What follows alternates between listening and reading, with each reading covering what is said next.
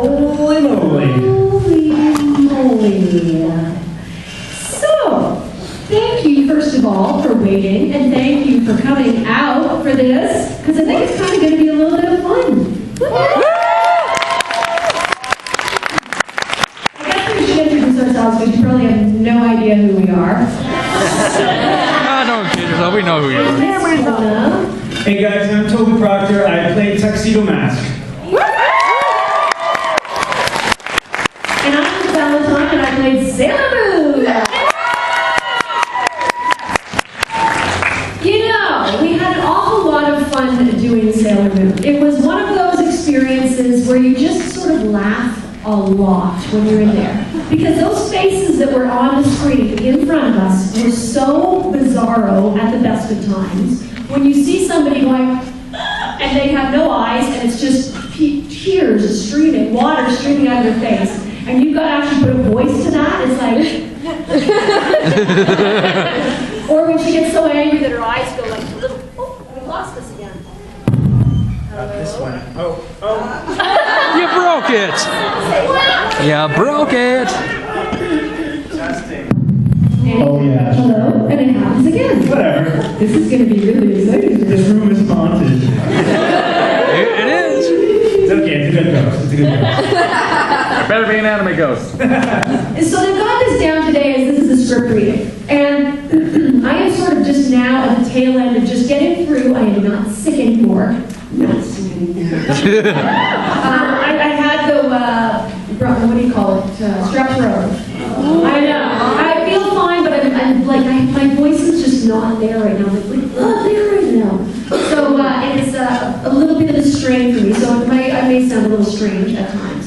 What we thought we would do is we would, first of all, we'd open it up, because I know that you guys are going to have a few questions about it and everything. Is there anybody here that's thinking of becoming a voice actor or anything like that? Wow. Look at the competition out there. Fine, whatever. Okay, those girls that want to be a voice actor, could you please leave now? No. Okay, so you probably have a few questions, so we'll sort of start it out like that, and then we're just going to get in and we're going to have some fun, because you guys are going to be doing most of the work. So anybody here who feels like getting their chops up and seeing how they can do as a Sailor Scout or as a little Imperium, then we're going to drag you up here and see what you got, okay? All right. And you know what? Who cares what you sound like? You just got to do it. We sounded like idiots half the time. We still sound like idiots. For sure. Okay, so does anybody have any questions at all about it, first of all? Yes? Is water provided? Is water provided? Yeah, sounds like water. Like, if you're a professional, you should bring your own water. Yeah. Lesson number 1, everyone. That was the plan. We planned it. Yes. What I hear about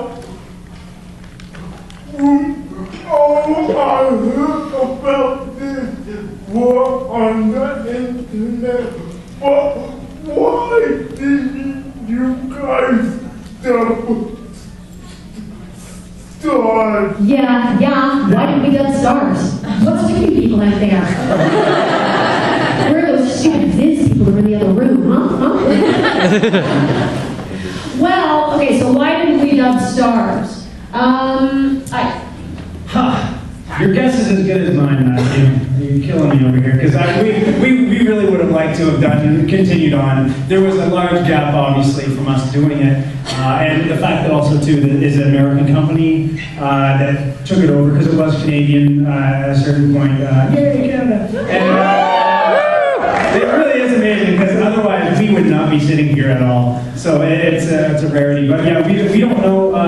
I mean, obviously it was acquired by another company, and they chose who they chose, and we hope that they do it justice, and that makes you guys happy in the end. And the thing is, too, with the American versus Canadian, there's two different unions. So there's a union that's down there, and there's a union up here. And unless we are part of the union down there, we can't work down there. So we just go, whatever, listen out, big time idiots. You got a question right there. Yeah, the thing is, to answer the guy's question, is probably cost. To get a big time actor to do a voice like Darian, Sailor Moon, Sailor Mars, whoever, they want to pour out double, triple what you probably got paid.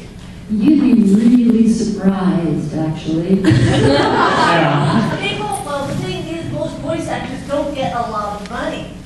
Well, you know, Unless you're doing like a dozen or two jobs. well, that's sort of a good place to start in a way with voice acting. So how does it work with voice acting?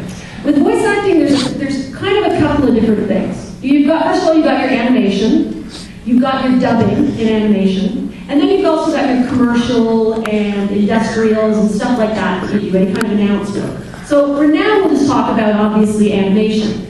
So the two different types of animation there are is original animation, and what they do with that is they record your voice first. You are the first thing for it all to happen. You go into a booth.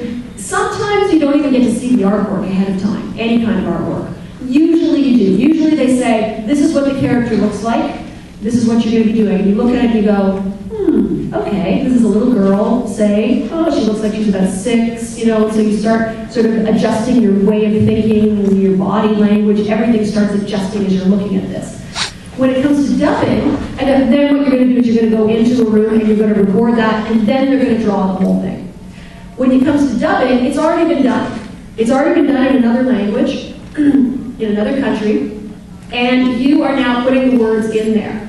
It's technically a lot harder to do, because you're sitting there, you've got to watch the little mouth flaps, you've got to see everything. Somebody's already created a character and said the words in another language. Maybe they're saying, I love you, but maybe in German, it's like this great big, ginormous, long way to say I love you, or very short and tiny, who knows?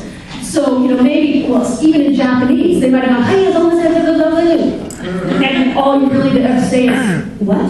So you've got to try and fill up that, all those little mouth flaps with some other words. So it's technically very difficult. However, the pay scale of it is terrible for dubbing. For dubbing, they pay next to nothing, and they don't give you any kind of residuals or anything like this. For original animation, they're paying you well. Yeah, when I was originally called to do Tuxedo Mask, I didn't even know what job it was. I walked in and I was replacing Reno Romano, and I went in and they had some lines in a sheet, and they had me listen to what Reno did, and they said just kind of try to match it, and there you are. But I had no idea what this guy looked like. I had no idea how handsome he was. And, so typecast. No, but I got in there, not knowing anything. I did the reading and went away, and a few minutes later, my agent called me and said, "You got the job." I'm like, "That's amazing.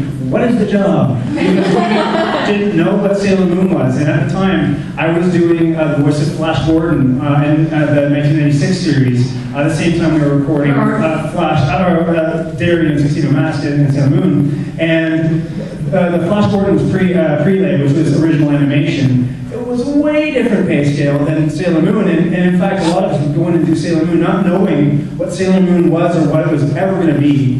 And I remember thinking, I don't know what this thing is. Like, this is crazy. These girls are screaming all the time. I throw roses. I'm incredibly fancy. But at the time, it was like about $2.70 a line. That's basically how they paid you. So it was really not. It was not something that I didn't buy a Ferrari off of it. Is what I'm saying. So you'd be surprised how voice actor work. You're right. A lot of them don't get paid a lot. Especially there's a lot of non-union stuff going out there, but still people are getting experience. But that's basically kind of how it breaks down. But you can get lucky. I mean, you can become Hank Azaria in The Simpsons and turn down a $14 million contract. Oh no, Harry Shearer, that's it, Harry Shearer. Hank Azaria, great. Yeah. But any other questions?